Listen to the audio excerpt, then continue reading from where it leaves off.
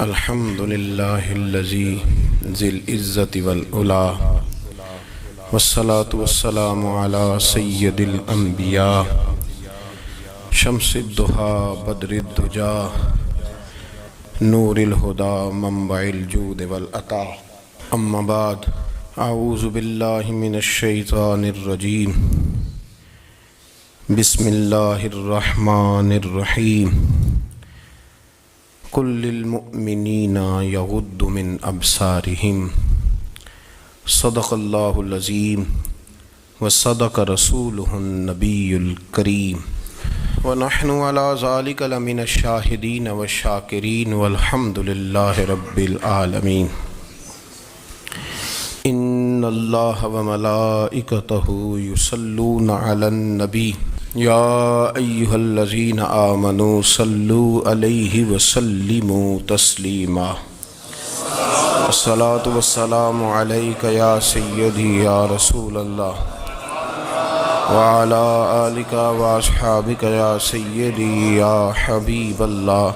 تمام تعریفیں حمد و ثنا اللہ تبارک و تعالی کے لیے، درود و سلام نبی اکرم نور مجسم شفیع معظم آقا کل ختم رسول دانائے سبل احمد مجتبی جناب حضرت محمد مصطفیٰ صلی اللہ تعالی علیہ وسلم کی ذات والا صفات کے لیے حمد و صلات کے بعد، اسلام فطرت کے عین مطابق دین ہے۔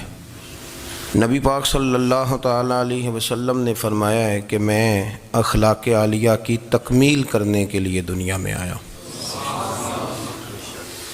جتنے اخلاق ہو سکتے تھے، جتنی خوبصورتیاں ہو سکتی تھیں، جتنی اللہ کو محبوب تھیں، وہ ساری میرے نبی کریم نے بیان فرمائی، ساری رسول کریم صلی اللہ تعالی علیہ وسلم نے بیان کر دی ہیں، جتنی خوبصورتیاں ہو سکتی تھیں۔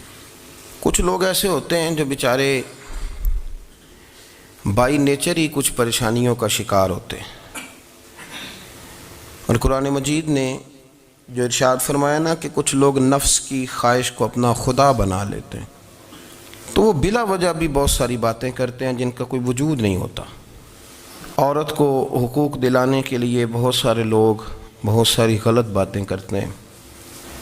جو لوگ یہاں سے کسی کو لے جاتے تھے نا دبئی، دھوکہ دے کے اور لے جاتے تھے یورپ میں، عرب ممالک میں دھوکہ دے کے لے جاتے تھے، تو وہ بھی کوئی خواب ہی تو دکھاتے تھے کہ اتنے لاکھ تنخواہ ہوگی، اتنا کچھ ہوگا۔ وہاں جا کے پتہ چلتا تھا کہ جیب سے بھی دینے پڑیں گے کچھ۔ بہت سارے لوگ ایسے ہوتے ہیں، وہ سارے خوبصورتی کے نام پر ہی دھوکہ دیتے ہیں۔ آپ کو پتہ ہے کہ جو آدمی کسی کو لالچ دیتا ہے تو کسی کو لوٹنے کے لیے اسے لالچ دینا بڑا ضروری ہوتا ہے۔ لوگ پہلے لالچ دیتے ہیں پھر لوٹتے ہیں، پہلے مکمل لالچ دیتے ہیں، یہ چیز مل جائے گی، یہ چیز مل جائے گی۔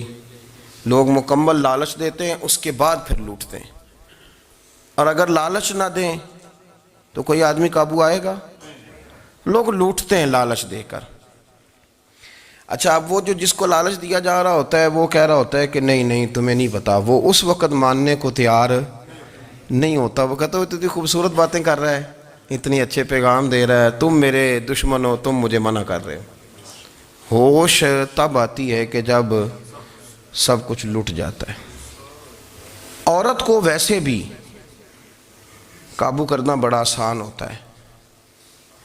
اعلیٰ حضرت بریلوی رحمۃ اللہ علیہ فرماتے ہیں بیٹیاں نازک شیشیاں ہوتی ہیں، ان کو تو ذرا سی چوٹ لگے تو ٹوٹ جاتی ہیں۔ دیکھیں کتنا بڑا جملہ کہا بریلی کے امام، وہ نازک شیشیاں ہیں، ذرا کوئی آدمی گمراہ کرتا ہے، ذرا خراب کرتا ہے۔ اب دیکھیں نا، یہ جو بچیوں کو بچے مس گائیڈ کرتے ہیں، انہیں بڑے بڑے خواب دکھاتے ہیں، وہ بیچاری ماں باپ کو چھوڑ کے، بہن بھائی کو چھوڑ کے اس کے ساتھ شادی کرتی ہے، پھر جو اس کا بعد میں حشر ہوتا ہے، آپ ادلیاں نو سردار پہن تکے تے شرما والیاں نو جھوٹے ڈولیاں دے۔ پھر وہ بیچاری ماں باپ رکھتے نہیں، وہ ظلم کرتا ہے تو کتنی بڑی تکلیف میں وہ بچی آ جاتی۔ نازک شیشی ہوتی ہے نا تو ٹوٹ جاتی. یہی حال اب جدید خواتین اور یہ جو کچھ اینکر پرسن ہیں، یہ اصل میں نا یہ آپ کو سیاست سکھاتے ہیں، لیکن یہ مادر پیدر آزاد لوگ ہیں، بالکل آزاد. یہ تو علماء شور نہ کریں، بات نہ کریں، گفتگو نہ کریں، مشائخ بات نہ کریں، اور یہ جو کچھ سنجیدہ اور دینی طبقہ ہے یہ کچھ شور نہ کرے، یہ تو روڈوں پہ ننگے ہو کے آ جائیں معاذ اللہ.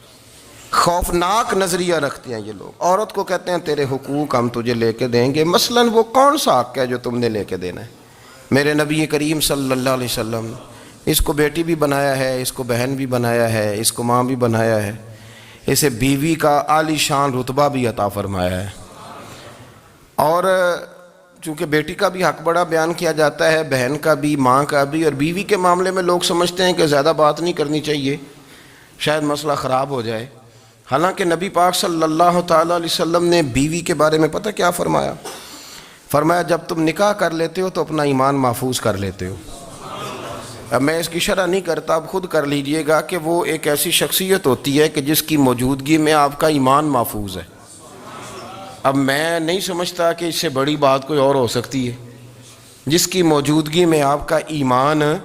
اور بھئی یہ حدیث پاک عرض کر رہا ہوں، نکاح جب کوئی کر لے تو اس نے اپنا ایمان مکمل کر لیا.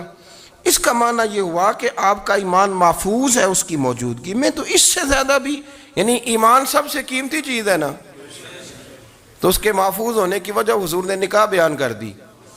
تو اب میرا خیال ہے بیوی اگر کوئی اس سے بڑا حقوق مانگے گی تو بیوقوفی کرے گی.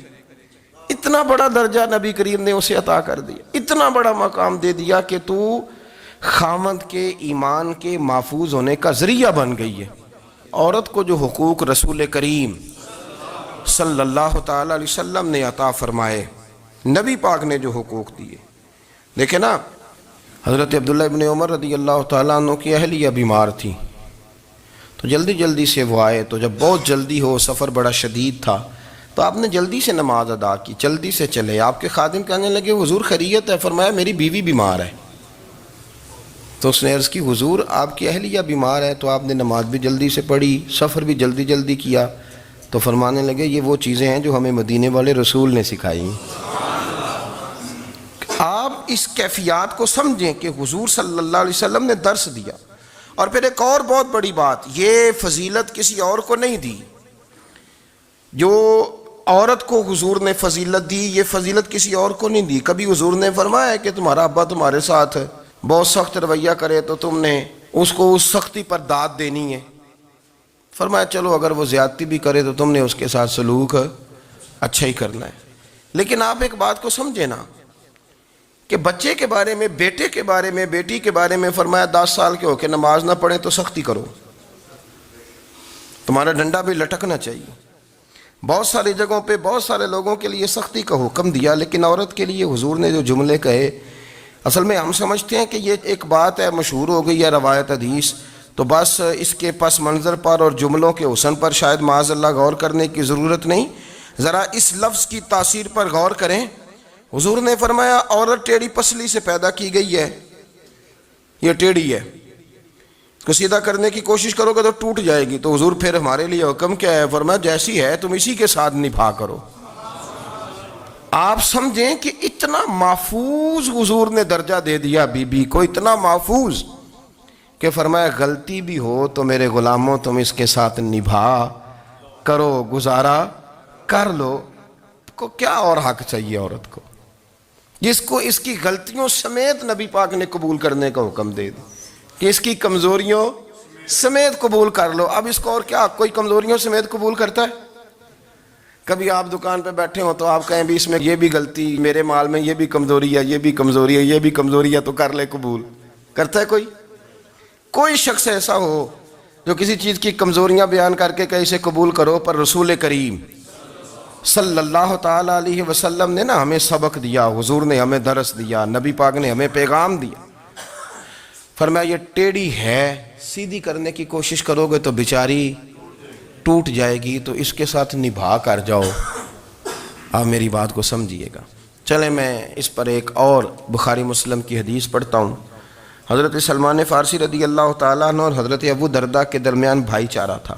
مکے سے مدینے جب لوگ آئے تو حضور نے بھائی بھائی بنایا تھا، ان کے درمیان بھائی چارہ تھا، تو ابھی پردے کی آیات نازل نہیں ہوئی تھیں تو لوگ ایک دوسرے کی طرف جاتے تھے۔ حضرت سلمان فارسی رضی اللہ تعالیٰ عنہ حضرت ابو دردہ رضی اللہ تعالیٰ عنہ کے گھر میں تشریف لے گئے تو دیکھا کہ ان کی بیوی بڑی غمگین بیٹھی ہیں۔ تو ہم نے فرمایا بہن کیا ہوا؟ تو کہنے لگی تمہارے بھائی کو دلچسپی کوئی نہیں رہی، ہر روز روزہ رکھ لیتا ہے اور ساری ساری رات نفل پڑھتا ہے۔ حضرت سلمان فارسی کہنے لگے ٹھیک ہے کر لیتے ہیں بندوبست۔ نماز دین ہے کہ نہیں؟ دین ہے نا یہ چیزیں۔ لیکن حضرت سلمان فارسی جناب ابو دردہ سے کہنے لگے آج میں نے تیرے گھر میں رہنا رات کو، کیونکہ وہ تو ساری رات نماز پڑھتے تھے، نفل پڑھتے تھے۔ انہوں نے کہا ٹھیک ہے، ایک بستر لا کے بچھا دیا حضرت سلمان فارسی کے لیے۔ سلمان فارسی فرمانے لگے دوسرا بھی لا۔ کہا وہ کیا کرنا ہے؟ فرمانے لگے تو نے بھی سونا ہے، میں نے بھی سونا ہے، تو نے بھی سونا ہے، عشاء پڑھیں گے اور پھر دونوں سوئیں گے۔ کہا میں نے تو نماز پڑھنی ہے۔ فرمایا تہجد کے وقت اٹھ کے پڑھیں گے، اللہ کے رسول بھی رات آخری حصے میں جا کے نماز پڑھتے ہیں۔ ادھر ساتھ سلا لیا، وہ تھوڑی کو دیر سوئے، اب عادت تھی ساری رات اٹھنے کی، ذرا اٹھنے لگے بستر سے تو حضرت سلمان فارسی فرمایا چپ کر کے سو جا، وہ بڑی رات پڑی ہوئی، چپ کر کے سو جا۔ وہ لیٹ گئے، پھر اٹھنے لگے تو فرمایا سو جا چپ کر کے، بڑا ٹائم ہے۔ سحری کے وقت اٹھے، نفل پڑھے، ان کا ارادہ تھا روزہ رکھنے کا، تو فرمانے لگے کل رکھا تھا نا نفلی روزہ؟ جی رکھا تھا۔ پرسوں بھی رکھا تھا، ترسوں بھی رکھا تھا۔ فرمایا آج نہیں رکھنا، آج میں تیرا مہمان ہوں، سارا دن کٹھے مل کے روٹیاں کھائیں گے، آج نہیں روزہ رکھنا۔ سلا دیا۔ اب حضرت ابو دردہ رضی اللہ تعالیٰ عنہ کہہ تو کچھ نہ سکے، پر کہنے لگے سلمان تم پتہ تم کیا کر رہے ہو؟ نہ تم نے مجھے رات اٹھ کے زیادہ نفل پڑھنے دیے، سویرے روزہ نہیں رکھنے دیا۔ تو حضرت سلمان فارسی کہنے لگے کوئی لمبی بات تو نہیں نا، چلتے ہیں نا ابھی فجر میں مسجد نبی میں، تو نبی پاک کو بتاتے ہیں سرکار دو عالم علیہ السلام کی خدمت میں تو اپنی بات کرنا، میں اپنی کروں گا، حضور نتیجے کا اعلان فرما دیں گے، بات طے ہو جائے گی۔ حاضر خدمت ہوئے، عرض کی یا رسول اللہ صلی اللہ تعالیٰ علیہ وسلم یہ ساری رات نفل پڑھتے ہیں، ہر روز روزہ رکھتے ہیں، ان کی اہلیہ غمگین بیٹھی ہیں، حکم فرمائیں۔ تو نبی پاک صلی اللہ علیہ وسلم نے فرمایا پھر ہوا کیا؟ یا رسول اللہ میں نے رات سلایا ہے، سحری میں اٹھایا ہے، سویرے روزہ نہیں رکھنے دیا۔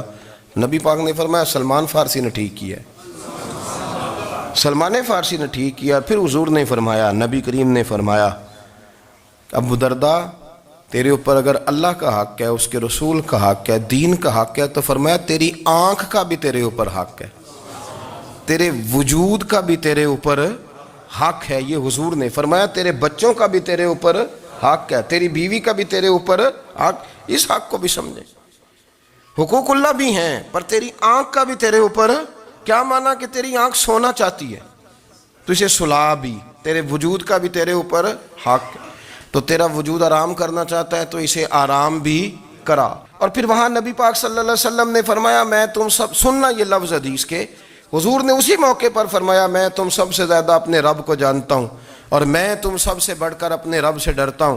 حضور فرمانے لگے میں روزہ بھی رکھتا ہوں، افطار بھی کرتا ہوں، یعنی کبھی رکھتا ہوں اور کبھی نہیں رکھتا۔ فرمایا میں نفل بھی پڑھتا ہوں اور اپنی بیویوں کو وقت بھی دیتا ہوں۔ سرکار مسجد میں بھی آتے تھے، نواسوں کے ساتھ کھیلا بھی کرتے تھے، ان کے ساتھ پیار بھی کرتے تھے۔ تو اتنے بڑے حقوق حضور نے بیان فرمائے عورتوں کے کہ تمہاری بیوی کا بھی تمہارے اوپر۔ لو ایک حدیث بخاری کی اور یہاں بیان کر دیتا ہوں۔ ایک شخص نے آ کے عرض کی یا رسول اللہ صلی اللہ تعالیٰ علیہ وسلم جہاد کے لیے تیاری ہو گئی ہے، صفیں بن رہی ہیں، مجاہدین کی تیاری ہے، تو میرا بھی نام لکھ دیا گیا ہے مجاہدوں کی لسٹ میں، لیکن یا رسول اللہ صلی اللہ تعالیٰ علیہ وسلم میری بیوی نے حج کی تیاری کر لی ہے اور میرے دوستوں نے، صحابہ نے میرا نام مجاہدین کی لسٹ میں لکھ دیا، تو میرے لیے کیا حکم ہے؟ یہ بخاری مسلم ہے۔ تو نبی پاک صلی اللہ تعالیٰ علیہ وسلم نے فرمایا جہاد پہ کوئی اور چلا جائے گا تو بیوی کے ساتھ حج کرنے جا، اسے محرم کی ضرورت ہے، وہ تیرے بغیر کیسے جائے گی؟ مجاہدین کو تو اور مجاہد مل جائے گا، پر تو اپنی بیوی کے ساتھ جانا۔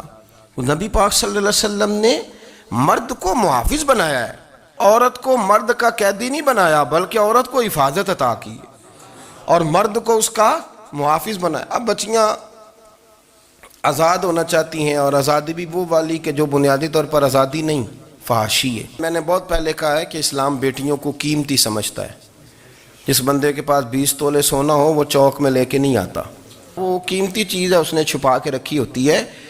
تو جو نبی پاک صلی اللہ علیہ وسلم کا کلمہ پڑھنے والے بیویاں، اسلام انہیں قیمتی سمجھتا ہے، کہتا ہے کہ تم قیمتی ہو لہذا گھر کے اندر رہو، تم باہر نہ آؤ۔ لیکن عورتیں ہیں کہ ان کو بلا وجہ لوگ خراب کر دیتے ہیں اور بلا وجہ وہ اس مغالطے کا شکار ہو جاتی ہیں۔ اب آگے بڑھتے ہیں۔ قرآن مجید نے سورہ نور کی آیت نمبر 30 میں کہا کہ کل للمؤمنین یغضوا من ابصارہم، فرمایا کہ اے محبوب علیہ السلام مومن مردوں سے کہہ دو کہ اپنی نظریں جھکا کے رکھیں، اپنی نظریں۔ اور اگلی آیت میں فرمایا وَقُلْ لِلْمُؤْمِنَاتِ يَغْضُضْنَ مِنْ أَبْصَارِهِنَّ، فرمایا کہ اے محبوب مومن عورتوں سے بھی کہہ دو کہ اپنی نظریں جھکا۔ مرد بھی اپنی نظر جھکا کے رکھے گا عورت کی طرف، لیکن یہ ساری پابندی صرف مرد پر نہیں، عورت بھی غیر محرم کا چہرہ نہیں دیکھے گی، اس پر بھی اسی طرح نظر جھکانے کا حکم ہے، جس طرح کہ وہ ہر دکاندار کو بھائی جان کہہ کے گفتگو کرنے کی اس کو بھی اجازت نہیں ہے کہ وہ سمجھے کہ پابندی تو مرد نے کرنی تھی، میں نے تھوڑی کرنی تھی۔ وہ جس کے پاس جائے، جہاں بھی جائے، ڈاکٹر کے پاس جائے، باہر جائے، تو وہ جس طرح مرضی اس کا دل چاہے وہ بات چیت کرے، اس کی عورت کو بھی اجازت اسلام نہیں دیتا۔ بنیادی طور پہ اسلام شرم و حیا کا دین ہے، حیا کی بات کرتا ہے۔ حیا کی جب ہم تعریف کرتے ہیں تو حیا کی تعریف یہ ہے کہ کوئی کبھی چیز دیکھ کے نا تو آپ کی طبیعت میں کراہت محسوس ہو، آپ کوئی غلط جملہ منہ سے نکالتے ہوئے ذرا جھجکیں، آپ کوئی غلط بات کرتے ہوئے تھوڑا بوجھ محسوس کریں۔ ہمارے ہاں تیزی سے فروغ پایا ہے بے حیائی نے، سنگیوں کی محفلیں، یاروں کی محفلیں، اس میں غلیظ گفتگو ہوتی ہے الا ماشاء اللہ۔ جن دوستوں کو بڑی پاک صاف گفتگو کرنی چاہیے، دوستی کا رشتہ بڑا مقدس رشتہ ہے، جو یہاں ایک دوسرے سے پیار کریں گے جنت میں بھی اکٹھے داخل کیے جائیں گے۔ شرط یہ ہے کہ پیار اللہ رسول کی رضا کے لیے ہو، لیکن اس کے اندر اگر آپ کی گفتگو کچی ہو، کمزور ہو، فحاشی والی ہو، عریانی والی ہو، وہ ہمارے ہاں تو اب اس کو لوگ فیشن سمجھتے ہیں، اس کو مردانگی کی علامت سمجھتے ہیں کہ وہ جی ساری باتیں جی وہاں ہو گئیں، اور جس کا جو جی چاہا اس نے کہا۔ آپ جب حیا کے دائرے میں ہوتے ہیں تو آپ خود بھی سکون محسوس کرتے ہیں۔ دیکھیں نا، آپ کو نیند سکون سے کہاں آتی ہے؟ جہاں کمرہ بند ہو، چاروں جانب دیوار ہے، اوپر چھت ہے، خالی دروازہ بھی کھلا ہوا ہو نا، تو جب بندہ سکون لینا چاہتا ہے تو کہتا ہے یار ذرا دروازہ ذرا بند کر دو۔ وہ اچھی طرح اپنے آپ کو چھپا لیتا ہے نا حیا کے پردے میں، تو اللہ اسے سکون عطا کرتا ہے۔ اور جو اس سے بھی زیادہ ٹھنڈی نیند میں جانا چاہتا ہے وہ کہتا ہے لائٹ بھی بند کر دو۔ اب وہ مکمل طور پہ سمجھتا ہے کہ میں چاروں جانب سے چھپ گیا ہوں، اگر میں کھل کے بھی سو جاؤں گا تو میرا چونکہ پردہ قائم ہے تو مجھے کوئی دشواری نہیں ہوگی۔ آپ جب چھپ جاتے ہیں، جب آپ حیا کے اندر سمٹ جاتے ہیں، جب آپ چادر کے اندر آ جاتے ہیں تو آپ بہت ساری جگہوں پہ آسانی محسوس کرتے ہیں۔ تو حیا تو آپ کو سکون دیتی ہے، حیا تو دل کو راحت دیتی ہے۔ میں بڑی ذمہ داری سے بات عرض کرتا ہوں، قرآن مجید نے نا ایک مقام پہ مذاق کو، ایک مزاح ہوتا ہے خوش طبی، وہ نہیں، مذاق اڑانا،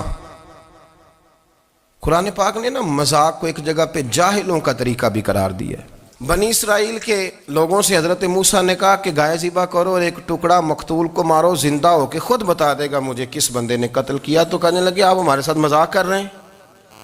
تو قرآن مجید کہتا ہے کہ حضرت سیدنا موسیٰ علیہ السلام فرمانے لگے اعوذ باللہ ان اکون من الجاہلین، فرمانے لگے میں اللہ کی پناہ مانگتا ہوں کہ میں جاہلوں میں سے ہو جاؤں۔ یہ مذاق کرنا تو جاہلوں کا طریقہ ہے۔ اگر آپ کی زبان سے بے حیائی کا جملہ نکل گیا، اگر آپ کی زبان سے بے حیائی کا جملہ نکل گیا، آپ نے کہہ دیا کہ ہم آزاد لوگ ہیں، جو مرضی کریں گے، جو مرضی کہیں گے، جو ہمارا دل میں آئے گا کریں گے، تو پھر تو لوگ آپ کا وہ حشر کریں گے کہ آپ سے برداشت ہی نہیں ہوگا۔ جس کا لوگ مذاق بنا لیتے ہیں اور جو مذاق بن جاتا ہے پھر اسے کچھ جینے دیتا ہے۔ آپ حیا کی چادر میں چھپیں گے تو بچیں گے، اگر آپ نے اپنا مذاق بنوا لیا یہ کہہ کے کہ میں نے مرضی کرنی ہے، پھر یاد رکھنا چھپنے کو جگہ نہیں ملے گی، پھر تکلیف میں آ جائیں گے، پھر بہت بڑی اذیت کا شکار ہو جائیں۔ شرم و حیا، عرب کے اندر جو کنواری لڑکیاں تھیں ان میں بڑی حیا ہوتی تھی، الحمدللہ میں بڑے فخر سے کہتا ہوں کہ میرے پنجاب کی، میرے پاکستان کی بیٹیاں بھی 20 دفعہ ان کا ابا کہے تیری شادی کرنی ہے تو وہ آنکھ نہیں اٹھا پاتی آج بھی۔ یہ تو وہ چند لوگ ہیں جو کہتے ہیں ہم ہائی کلاس ہو گئے، ہمیں نہیں پتا کہ وہ روشن خیال ہو گئے ہیں کہ روغن خیال ہو گئے، پتہ نہیں کدھر چلے گئے۔ ورنہ ہماری بیٹیاں آج بھی جب ان سے ان کا باپ، ان کی ماں بات کرتی ہے تیری شادی کی، تو وہ تو شرم کے ساتھ پچھلے سے پچھلے کمرے میں چھپتی ہیں۔ یہ اللہ نے فضل کیا ہوا ہے اس ملت پر۔ تو عرب کی لڑکی بڑی حیا والی ہوتی تھی، اس سے کوئی بات کرنی پڑتی تھی تو 20 دفعہ بات کی جاتی، پھر بھی وہ عورت چھپتی پھرتی تھی۔ حضرت عائشہ صدیقہ رضی اللہ تعالیٰ عنہ فرمانے لگیں میرے نبی پاک صلی اللہ علیہ وسلم عرب کی کواری لڑکیوں سے بھی زیادہ حیا کرنے والے۔ قاضی اعجاز مالکی نے، شیخ عبدالحق محدث دہلوی نے، دیگر بزرگ جو سیرت نگار گزرے، انہوں نے لکھا ہے کہ نبی پاک صلی اللہ علیہ وسلم کے اندر 100 مردوں سے زیادہ طاقت تھی، 100 مردوں سے زیادہ طاقت۔ اب جو بات کہنے لگا ہوں، جو نتیجہ دینے لگا ہوں، اس پر خاص توجہ آپ فرمائیں گے۔ ذرا فکری طور پر، نظریاتی طور پر ایک چیز کو سمجھیے۔ ہم سمجھتے ہیں کہ جوان لڑکا ہے جی جو مرضی کرے، عمر ہے جی۔ آپ ذرا بات پر غور کیجئے گا کہ حضور صلی اللہ علیہ وسلم میں طاقت 100 مردوں سے زیادہ ہے اور حیا کواری لڑکیوں سے بھی زیادہ ہے۔ ذرا اس بات کا تقابلی جائزہ کیجئے گا کہ طاقت 100 مرد سے زیادہ ہے لیکن حیا کواری لڑکی سے بھی زیادہ ہے۔ اس کا معنی یہ ہوا کہ جس ٹہنی کو پھل زیادہ لگ جاتے ہیں وہ جھکا کرتی ہے۔ تو حیا تو حسن ہے، حیا تو آپ کو پاک صاف کرے گا، حیا تو آپ کو نرالا کرے گا، انوکھا کرے گا۔ وہ ہمارے ایک دانشور ہے، تو مضمون لکھا، کئی باتیں بڑی پسند آتی ہیں۔ وہ کہتے ہیں کہ میری اہلیہ، ان کو بھی کسی نے مس گائیڈ کر دیا تھا، حالانکہ اچھی خاتون ہے، کسی نے مس گائیڈ کر دیا۔ تو وہ بھی سماجی اور ویلفیئر، اور یہ خواتین کو شوق ہوتا نا بننے کا، تو وہ بھی سماج کے اندر اچھا مقام تلاش کرنے کے موڈ میں آ گئی۔ تو کہیں ایک دن جانا تھا تو بڑی بن سنور کے میرے ساتھ وہ گاڑی میں بیٹھ گئی۔ تو میں گاڑی میں، عورتوں کو یہ بھی مسئلہ ہوتا ہے نا کہ ہماری تعریف کرو، تو کئی دفعہ بعض مردوں بیچاروں کو جھوٹ بولنا پڑتا ہے، تو زبردستی کراتی ہیں نا جی۔ تو اس میں گنجائش بھی دی ہے شریعت نے گنجائش دی ہے کہ بیوی کو راضی کرنے کے لیے خلاف واقعہ بات کرنی پڑے تو کر لینی چاہیے، تو وہ کراتی بھی ہیں۔ 3 موقع پر خلاف واقعہ بات کرنے کی اجازت ہے، واقعے کے خلاف بھی آپ بات کر سکتے ہیں۔ جنگ کے موقع پر 2 لوگوں کو صلح کرانے کے لیے اور بیوی کو راضی کرنے کے لیے کر لیں کوئی ایسی بات، بے شک اپنی طبیعت پہ جبر کر کے کر لیں، گنجائش ہے، اجازت ہے۔ تو وہ کہتے ہیں جب وہ گاڑی میں میرے ساتھ بیٹھی بن سنور کے، تو وہ تقاضا کرنے لگی کہ میں نے بڑے اچھے کپڑے پہنے ہیں پر آپ نے توجہ نہیں کرائی۔ تو وہ سیاںا بندہ تھا، وہ چاہ رہا تھا کہ میری خاتون سمجھ جائیں۔ وہ کہتے ہیں مجھے پتہ تھا کہ بیچاری مس گائیڈ ہو گئی ہے، دل کی بڑی اچھی ہے، سیاਣੀ ہے، لیکن اس کو کچھ خواتین نے، کچھ لوگوں نے مل کے اس کو ذہن غلط کر دیا ہے کہ سماج میں نکلو، باہر جاؤ، کام کرو، فلاں کرو، اپنی مرضی سے جیو۔ تو میرے ساتھ گاڑی میں بیٹھی کہیں جانے کے لیے، تو مجھ سے کہنے لگی کہ آپ نے میری طرف توجہ ہی نہیں کی، آپ نے کوئی ذکر ہی نہیں کیا کہ میں کیسی لگ رہی ہوں۔ تو وہ کہتے ہیں میں نے اسے کہا کہ اگر تو ناراض نہ ہو تو پھر میں صحیح والی تعریف کر دوں۔ تو اس نے کہا کہ آپ کر دیں۔ تو کہتے ہیں میں نے درد سے اور خلوص سے اپنی بیوی سے کہا، خلوص کے ساتھ میں نے کہا میں تو روز گھر ہوتا ہوں، روز شام کو گھر ہوتا ہوں، اگر تو میرے لیے تیار ہوتی تو میں تیری تعریف کرتا، لیکن آج تو باہر جانے کے لیے تیار ہوئی، تو پھر ان سے تعریف کی امید رکھ جن کے لیے تو نے تیاری کی ہے۔ میرے لیے تیاری کرتی تو میں تو ہر شام تیرے پاس ہوتا ہوں۔ کہتے ہیں وہ میرے لفظوں میں درد تھا تو وہ بھی رو پڑی، اور کہنے لگی آپ گاڑی روک دیں، مجھے باہر جا کے کسی کو راضی نہیں کرنا، میں نے اسے راضی کرنا ہے جس کو رب کریم نے میرا شوہر بنایا ہے اور میرے لیے منتخب کیا ہے میرے ماں باپ کو۔ میں واپس لوٹتی ہوں۔ یہ ایک پہلو ہے سلگتا ہوا، اس کو سمجھا جائے۔ رسول کریم صلی اللہ علیہ وسلم عرب کی کواری لڑکیوں سے زیادہ حیا والے تھے، کواری لڑکیوں سے زیادہ حضور حیا فرمایا کرتے تھے۔ جب خانہ کعبہ کی مکہ شریف میں تعمیر ہو رہی تھی نا، اہل عرب اس کو تعمیر کر رہے تھے، تو نبی پاک صلی اللہ علیہ وسلم اپنے چچا حضرت عباس کے ساتھ خانہ کعبہ کی تعریف میں مصروف تھے۔ تو عرب کے لوگ چونکہ لمبا کرتا پہنتے تھے پیروں تک، تو نیچے اگر کسی وقت کوئی چیز نہیں بھی ہوتی تھی تو کسی کو وہ نظر نہیں آتی تھی، چونکہ پردہ رہتا تھا، ایک لمبا کرتا پہنا ہوا ہوتا تھا۔ تو جب بچے، سرکار کی عمر مبارک بھی ابھی تھوڑی تھی، تو اس طرح بچے جب نکلتے تو وہ کئی دفعہ اپنی تہمت اتار دیتے نیچے سے، اور کوئی مزدوری کرنے لگتے تو 3-4 طے کر کے نا تہمت کی کندھے پہ رکھ لیتے، جس طرح کبھی دیہاتوں میں لوگ کپڑا سر پہ رکھتے تھے کہ اوپر اگر کوئی وزنی چیز رکھیں گے تو وہ تکلیف نہیں دے گی۔ نبی پاک صلی اللہ علیہ وسلم بھی سب لوگوں کے ساتھ خانہ کعبہ کی تعمیر میں شامل تھے۔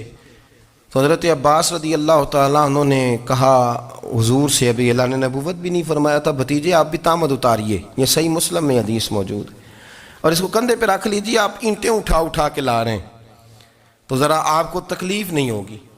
تو سرکار دو عالم صلی اللہ علیہ وسلم سے یہ بات کہی، اور پھر جلدی سے حضور کی تہمت کو نکال کے نا، حالانکہ لمبا کرتا پہنا ہوا ہے، تو وہ جیسے ہی ان کے کندھے پہ رکھا اینٹیں رکھنے کے لیے، تو سرکار تو زمین پہ گر گئے، بے ہوش ہو گئے، آنکھیں آسمان کی طرف، اور پھر حضور پکار رہے ہیں آزاری آزاری آزاری، میرا تہمت دے دو، میرا تہمت دے دو۔ کبھی کوئی شخص اس وجہ سے بھی بے ہوش ہوا ہے کہ میرے وجود سے کپڑا اتر گیا ہے؟ حالانکہ سرکار پر وہ بے ہوشی بھی نبی پاک کا وہ جو غلبہ ہے نا شرم و حیا کا، اس کی وجہ سے ہوئی، ورنہ تو حضور فرماتے ہیں کہ میری آنکھیں سو جاتی ہیں، دل تو میرا اس عالم میں بھی جاگتا رہتا ہے۔ تو سرکار زمین پہ تشریف لے آئے، آنکھیں میرا تہمت دے دو، میرا تہمت دے دو، تو جلدی سے انہوں نے تہمت دیا تو حضور نے باندھ لیا۔ پھر طبیعت مبارک میں تسلی ہوئی، یعنی ہم اس رسول کے غلام ہیں کہ جن کے تو وجود سے کپڑا اتر جائے تو حضور برداشت نہیں کرتے، قبول نہیں فرماتے، تکلیف شروع ہو جاتی۔ لیکن یہاں نوجوان ہیں اور بڑا قد کاٹ ہے اور بڑے بڑے سمجھدار لوگ ہیں، گرمی آتی ہیں تو شارٹ کپڑے پہن کے گھومتے ہیں، ان کو خیال نہیں کہ یہ وہ والا لباس ہے جو باہر تو کیا گھر میں اماں کے سامنے نہیں پہننا چاہیے، بہنوں اور بیٹیوں کے سامنے نہیں پہننا چاہیے۔ آپ کی گفتگو میں شرم و حیا ہو، آپ کے لب و لہجے کے اندر حسن ہو۔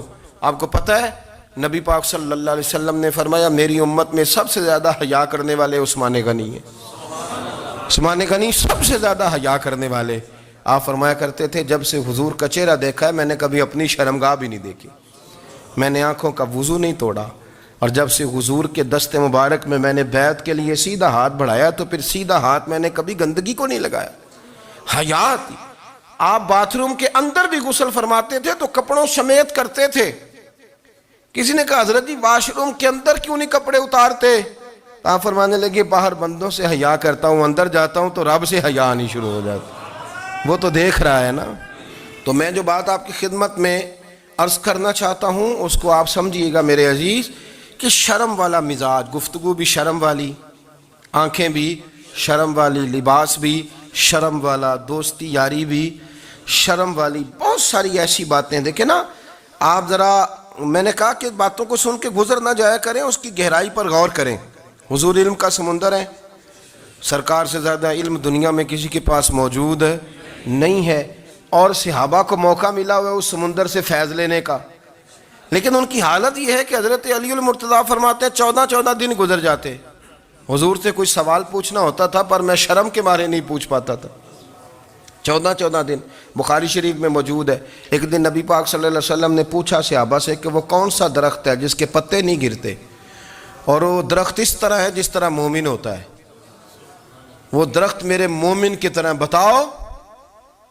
حضرت عبداللہ ابن عمر فرماتے مجھے پتا تھا کہ وہ کھجور کا درخت ہے، لیکن چونکہ ابو بکر صدیق بھی بیٹھے ہیں، عمر فاروق بھی بیٹھے ہیں، مولا علی بھی بیٹھے ہیں، عثمان غنی بھی بیٹھے ہیں، اتنے جید لوگ بیٹھے ہیں، تو مجھے حیا آتی تھی کہ میں کیوں جواب دوں۔ کہتے سرکار نے کئی دفعہ پوچھا، لوگوں نے کئی اور درخت بتائے، پر فرمایا تمہارا جواب درست نہیں ہے۔ آپ حیا کے اس پہلو پر غور کریں کہ سوال کا جواب آتا ہے، سوال کا جواب، یعنی مجھے سوال کا جواب آتا اور پھر میں دوں نہ، مجھے بدعزمی نہ ہو جائے گی؟ یہ کیسے ممکن ہے کہ میری رات گزر جائے، مجھے پتا بھی تھا اور میں نے بتایا نہیں؟ بہت سارے لوگ آ کے بہت ساری باتیں بتاتے ہیں، بہت ساری باتیں وہ سمجھاتے ہیں، تو ہم غور سے ان کا چہرہ دیکھنے لگ جاتے ہیں، کہتے ہیں یار اس کا تو دعویٰ تھا کہ میں سمجھنے آتا ہوں، تو یہ تو ہمیں سمجھا رہا ہے، چلو الحمدللہ ہم سمجھنے کو تیار ہیں۔ لیکن میرے عزیز پتہ بھی ہے جواب کا، علم بھی ہے، لیکن فرماتے ہیں میری حیا نے مجھے اجازت نہ دی کہ میں جواب دوں۔ آپ فرماتے ہیں پھر حضور سے صحابہ نے عرض کی کہ یا رسول اللہ آپ ہی بتا دیں وہ درخت کون سا ہے، تو حضور نے فرمایا بھئی وہ کھجور کا درخت ہے۔ تو آپ فرماتے ہیں میں دل ہی دل میں کہہ رہا تھا کہ الحمدللہ میرا جواب درست ہے، حالانکہ میں نے جواب دیا ہی نہیں۔ تو لفظوں میں حیا، جملوں میں حیا، آنکھوں میں حیا، اٹھنے میں حیا، بیٹھنے میں حیا، چلنے میں حیا ایک خوبصورت حسن ہے۔ اور نبی پاک صلی اللہ علیہ وسلم نے فرمایا جب تو بے حیا ہو جائے نا پھر تو آزاد ہے، پھر تو جو مرضی کا، پھر تو جو۔ اس لیے بزرگ جب کسی کو بے حیا کہتے تھے نا، اللہ اکبر، اور جب کسی کو کہتے تھے نا یہ بے حیا ہے تو لوگ سمجھتے تھے کہ کوئی ہلکی سی بات کر دی ہے، لیکن ان کا معنی یہ ہوتا تھا کہ بس بھائی اب اس کے ساتھ کوئی کلام کرنے کی ضرورت ہے، اس کو اب اصلاح کی ضرورت نہیں، یہ بے حیا ہے۔ کیا معنی؟ کہ اب یہ جو اس کے دل میں آئے گا وہ کرے گا، جو اس کی طبیعت چاہے گی وہ کرے گا، اب یہ کسی پہلو بھی قابو آنے کو تیار، بے حیا ہو گیا۔ بے حیائی بہت بڑا عیب ہے۔ اور جو لوگ کہتے ہیں کہ ہمیں بالکل آزادی ہونی چاہیے، ہمارا اپنا جسم ہے تو ہماری اپنی مرضی چلے گی۔ ایک وزیر صاحب ہیں، پتہ نہیں میں ان کو جانتا تو نہیں، انہوں نے سینٹ میں تقریر کی ہے، میں نے ان کی بات سنی ہے۔ اس نے کہا نہیں نہیں بھائی، جسم رب کا ہے تو مرضی بھی تو رب کریم کی چلے گی، اور مرضی بھی یہ مرضی بھی اللہ کی۔ یہ مجھے تھوڑا سا مسئلہ ہے جسم پر، کبھی کبھی مجھے کثرت سفر سے الرجی ہو جاتی ہے۔ میرے ساتھ لوگ نا دل سے پیار کرتے ہیں، شاید ہی کوئی اچھا ڈاکٹر ہو جس تک میرے سنگی مجھے لے کے نہ گئے ہوں، پر جسم اللہ کا ہے نا، مرضی بھی جب وہ چاہے گا صحت دے گا۔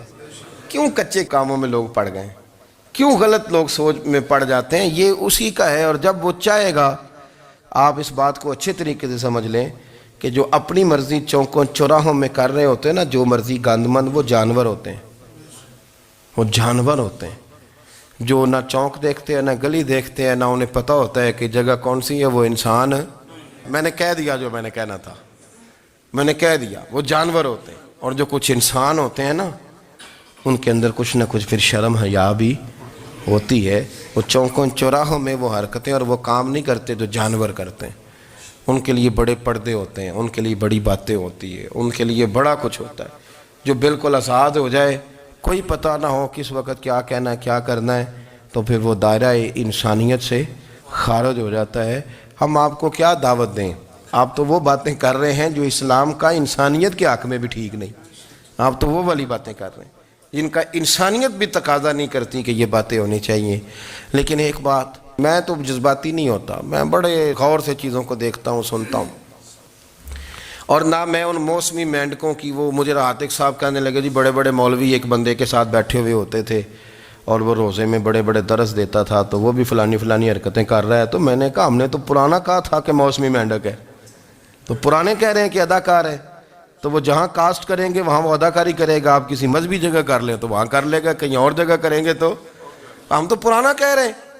تو کسی کو کبھی سمجھ آتی ہے تو کسی کو کبھی اور جگہ جا کے سمجھ آتی ہے۔ ہم ان لوگوں سے پریشان نہیں ہوتے، کیوں؟ سن لیں، کوئی مایوسی نہیں، ان کے اندر جتنا زور ہے وہ لگائیں۔ یہ ملک بنا ہے رسول اللہ کے نام پہ، یہ اللہ نے تحفہ دیا ہے امت مسلمہ کو، یہ نبی پاک کے نام پہ بنا ہے، تو یہاں جھنڈا بھی وہی والا بلند ہونا ہے جو مدینے والے رسول کا جھنڈا ہے، اور یہاں وہی کام چلے گا جو نبی پاک نے بیان فرمایا۔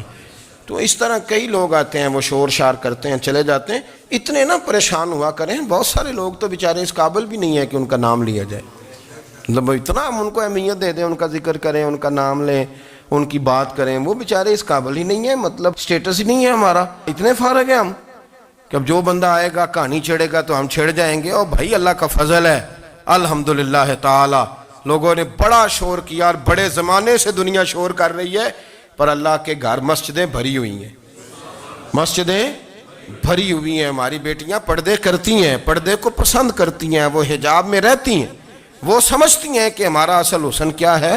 تو یہ پراپوگنڈا پرانا چلا آ رہا ہے، اس کا اللہ کے فضل سے امت مسلمہ پہ نہ کبھی اثر ہوا ہے اور نہ کبھی ہوگا انشاءاللہ۔